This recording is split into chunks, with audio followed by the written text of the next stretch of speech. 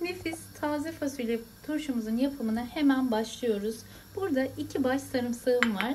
Sarımsaklarım kolay soyulsun diye ilk olarak ön hazırlık yapıyorum ve bu şekilde kaynatmış olduğum suyu sarımsaklarımın üzerine döküyorum ve bir kenara alıyorum. Fasulyelerimi de güzel bir şekilde temizledim, yıkadım. Kenar kısımlarını da gördüğünüz gibi ayıkladım, kırdım. Şimdi bunları bütün bir şekilde turşumuz için haşlayacağız. Bir kenarda da tencerede suyum kaynıyor. Suyum kaynadıktan sonra suyumun içerisine hafif rengi dönünceye kadar bırakacağım, kaynatacağım. Çok fazla kaynatıp eritmemeye dikkat etmemiz gerekiyor. Şu şekilde bir esneklik kaldığı zaman fasulyelerimizin haşlanması bitmiş demektir. Yani yaklaşık 3 dakika 4 dakika kadar sıcak suyun içerisinde haşlayacağız ve hemen buzlu soğuk bir suyun içerisine alacağız. Şimdi temizlemiş olduğum fasulyeleri yavaşça suyuma bırakıyorum. Az önce de söylediğim gibi lütfen çok fazla haşlamayın. Sadece rengi dönünceye kadar haşlamamız yeterli gelecektir. Şöyle de zaman zaman bastırıyoruz. Fasulyelerimiz eşit bir şekilde suyla temas etsin. Hemen zaten gördüğünüz gibi rengi dönmeye başladı. Fasulyelerim haşlanırken yine bu şekilde zaman zaman üsttekileri alta doğru bastırıyorum. Böylelikle güzel bir şekilde eşit olarak haşlanıyorlar. Fasulyelerim haşlanıyorken şöyle genişçe bir leğene buz aldım ve soğuk suyu da ilave ediyorum. Şoklama işlemi yapacağız. Şoklama işlemi yapacağımız için suyun soğuk olması bizim için çok önemli. Yaklaşık 2 dakika kadar fasulyelerimi haşladım. Çok fazla haşlamıyorum.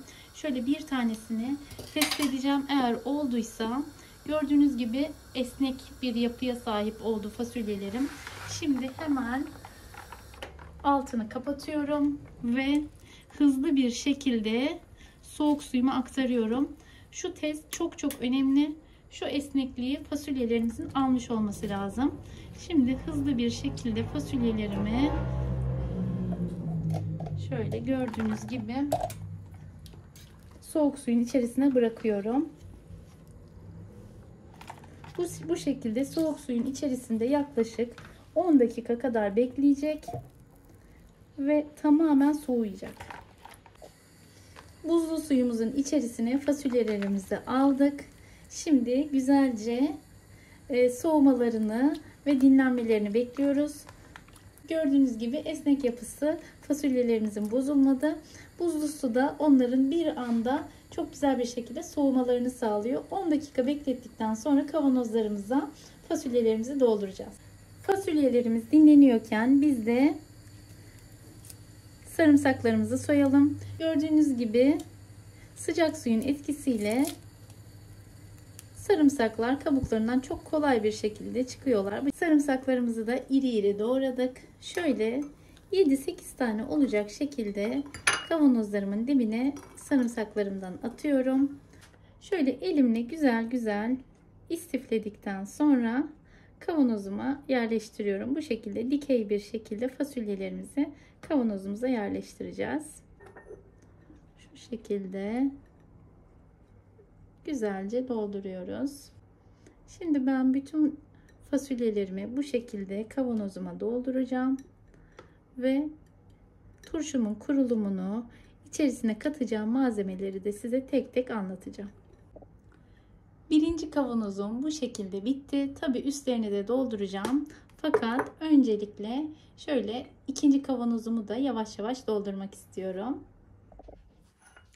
Evet, kavanozlarımı güzelce doldurdum. Üst kısımlarına da küçük olanları yerleştirdim ve şöyle aralara tekrar biraz sarımsak koydum. Üzerine tekrar küçük olanlardan birazcık daha ekleme yapıyorum. Kavanozlarım dolduktan sonra da turşuluk malzemelerimi ekleyeceğim. Şöyle gördüğünüz gibi çok güzel bir şekilde doldurduk kavanozlarımızı.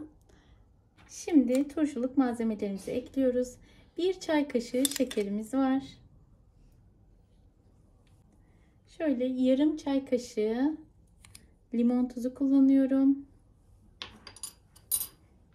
Ve birer yemek kaşığı da turşuluk iri kaya tuzu kullanabilirsiniz. Ben Himalaya tuzu kullanıyorum. Bu esnada video kayıtta değilmiş. Her bir kavanoz için 1 çay bardağı üzüm ya da elma sirkesi kullanıyoruz. Çok önemli bir nokta, çekmeyi unutmuşum.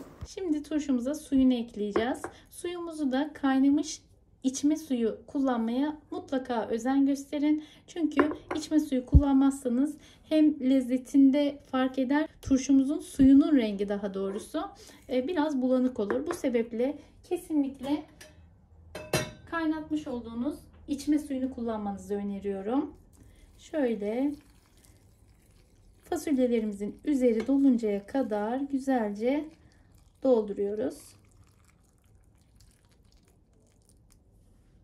Gördüğünüz gibi çok güzel bir şekilde doldu. Diğer kavanozumu da dolduruyorum. Evet, videomuzun bu kısmı çok önemli. Bozulmayan, kesinlikle bir sene boyunca akma dökülme hiçbir şey olmayan turşunun sırrı kesinlikle kapağı kapatma işleminde. Kapağı kapatırken şöyle 2 defa geriye gidiyoruz. 2 defa geriye gittikten sonra bir defa da kuvvetli, hızlı bir şekilde ileriye doğru kapatıyoruz. Bu şekilde kapağını kapattıktan sonra ters çevirme vesaire hiçbir işlem yapmanıza gerek yok. Yine aynı şekilde diğer turşumun da kapağını kapatıyorum. 2 defa geri, şu sesin çıkması gerekiyor. Bu tok ses çıktıktan sonra şöyle bir bez yardımıyla kuvvetli bir şekilde ileriye doğru kapatıyoruz. Fasulye turşumuz hazır. Şöyle gördüğünüz gibi gerçekten çok az malzemeli ve pratik bir şekilde yapacağınız turşulardan bir tanesi. Tüm kış boyunca afiyetle tüketebilirsiniz. Bir hafta sonrasında da size olgunlaşmış halini göstereceğim. Kapağını kapattıktan sonra şöyle bir çalkalarsanız tabii ki malzemeler birbirine çok daha güzel bir şekilde karışır. Şimdi bunu güneş görmeyen serin bir yerde bir hafta boyunca bekletiyoruz. Turşumuz bir haftanın sonunda olgunlaştı. Tadına baktık. Gerçekten lezzet olarak çok güzel. Deneyecek olanlara kolay gelsin. Bugünlük de bir tarifin daha sonuna geldik. Başka bir tarifte görüşmek üzere. Hoşça kalın, mutlu kalın. Kanalıma da hala abone değilseniz lütfen abone olup zil bildirimlerini açmayı unutmayın. Başka bir tarifte görüşmek üzere. Allah'a emanet olun.